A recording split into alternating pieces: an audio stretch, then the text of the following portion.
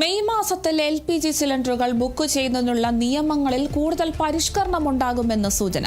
ഫെബ്രുവരിയിൽ ആരംഭിച്ച പശ്ചിമേഷ്യൻ യുദ്ധം കാരണം ആഗോള ഊർജ്ജ മേഖലയിലെ വിതരണക്ഷാമം, ഡെലിവറി കാലതാമസം, വിലക്കയറ്റം എന്നിവ നേരിടുന്ന പ്രതിസന്ധിക്കിടയിലാണ് ബുക്കിംഗ് നിയമങ്ങളിലും മാറ്റം വരുത്തുന്നത്.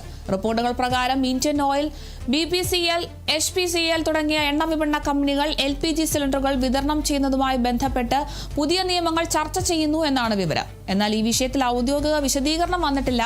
US, ഇസ്രായേൽ, ഇറാൻ യുദ്ധത്തിനു ശേഷം ഇന്ത്യൻ എണ്ണ കമ്പനികൾ രാജ്യത്തുടനീളം 14.2 കിലോഗ്രാം LPG സിലിണ്ടറുകളുടെ വില 60 രൂപയായി വർദ്ധിപ്പിച്ചിരുന്നു.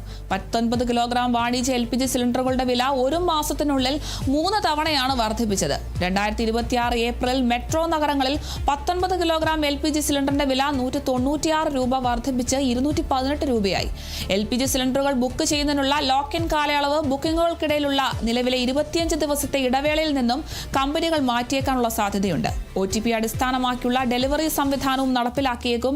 നിലവിലുള്ള ഭൗമരാഷ്ട്രീയ സാഹചര്യം പ്രതികൂലമായിട്ടും ഗാർഹിക LPG, ഗാർഹിക PNG, CNG എന്നിവയുടെ 100% വിതരണം നടക്കുന്നുണ്ടെന്നും സർക്കാർ ഉറപ്പാക്കിയിട്ടുണ്ടെന്നും അറിയിച്ചിട്ടുണ്ട്.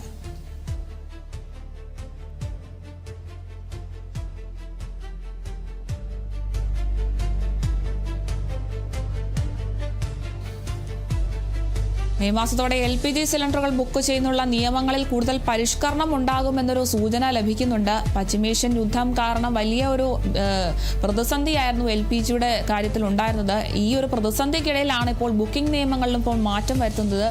എന്തായാലും ഈ ഒരു സിലിണ്ടറുകൾ വിതരണം ചെയ്യുന്നതുമായി ബന്ധപ്പെട്ട പുതിയ നിയമങ്ങൾ, പുതിയ തീരുമാനങ്ങളൊക്കെ ചർച്ച ചെയ്യുന്നു എന്നൊരു വിവരമാണ് ഇപ്പോൾ പുറത്തു വരുന്നത്. എന്തായാലും ഒരു മാസത്തിനുള്ളിൽ 3 തവണയാണ് ഈ LPG സിലിണ്ടറിന്റെ വില വർദ്ധിപ്പിച്ചിട്ടുള്ളത്.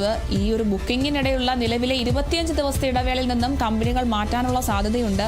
OTP അടിസ്ഥാനമാക്കിയുള്ള ഡെലിവറി സംവിധാനമൊക്കെ നടപ്പാക്കും. എന്തായാലും നിലവിലുള്ള ഈ ഒരു സാഹചര്യം പ്രതികൂലമായിട്ടും ഗാർഹിക LPG, ഗാർഹിക PNG, CNG എന്നിവയുടെ 100% വിതരണം നടക്കുന്നുണ്ടെന്ന് സർക്കാർ ഉറപ്പാക്കിയിട്ടുണ്ടെന്നും ഒക്കെ വിവരങ്ങൾ ലഭിക്കുന്നുണ്ട്.